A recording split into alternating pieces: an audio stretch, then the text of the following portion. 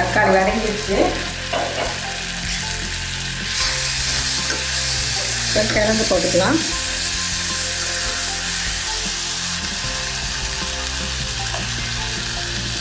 தேவையான அளவு கொஞ்சம் தண்ணி ஊற்றிக்குவோம். உப்பு ஏற்கனவே போட்டிருக்கோம், இன்னும் கொஞ்சம் தேவைப்படுவதுனால போட்டிருக்கேன். கொஞ்சம் மூடி போட்டு ஒரு 10 நிமிஷம் மூடி போட்டுட்டு நம்ம ஆஃப் பண்ணிடலாம். மசாலா ரெடி ஆயிடுச்சு. கொத்தமல்லி தழை பொடியாக கட் பண்ணி வச்சுருக்கேன், அதை போட்டுக்கலாம். அவ்வளோதான், ரெடி. இப்போ நம்ம பூரி போட்டு எடுத்துக்குவோம்.